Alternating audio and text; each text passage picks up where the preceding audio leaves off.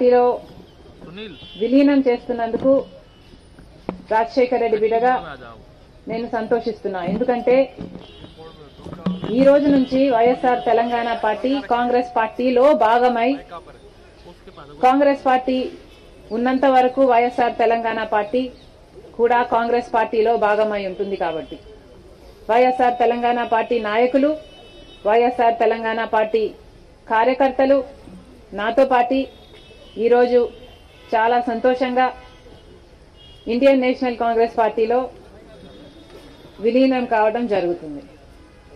రాజశేఖర రెడ్డి గారు బ్రతికున్నంత కాలం నమ్మకంగా కాంగ్రెస్ పార్టీకి సేవ చేయడమే కాకుండా రాజశేఖర రెడ్డి గారు చనిపోయే నాటికి కూడా కాంగ్రెస్ పార్టీకి సేవ చేస్తూనే చనిపోయారు. ఈరోజు రాజశేఖర రెడ్డి బిడ్డ కాంగ్రెస్ పార్టీలో చేరుతుంది అంటే రాజశేఖర రెడ్డి గారికి చాలా సంతోషం, చాలా గర్వం కలిగించే విషయమని నేను నమ్ముతున్నా.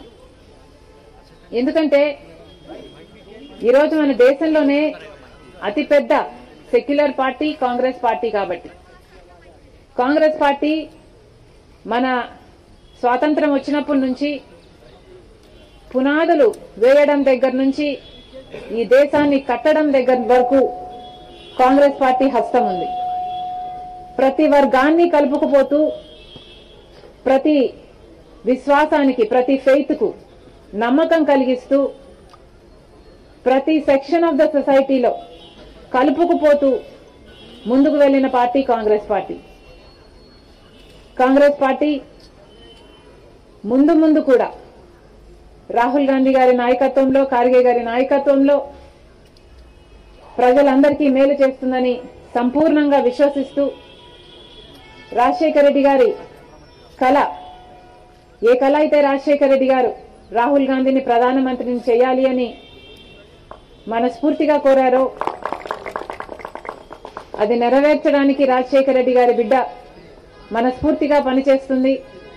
కాంగ్రెస్ పార్టీ రాజశేఖర రెడ్డి బిడ్డ మీద నమ్మకం ఉంచి తెలంగాణలో వైఎస్ఆర్ తెలంగాణ పార్టీ చేసిన త్యాగాన్ని గౌరవించి ఈరోజు రాజశేఖర రెడ్డి బిడ్డను కాంగ్రెస్ పార్టీలోకి ఆహ్వానించడం జరిగింది.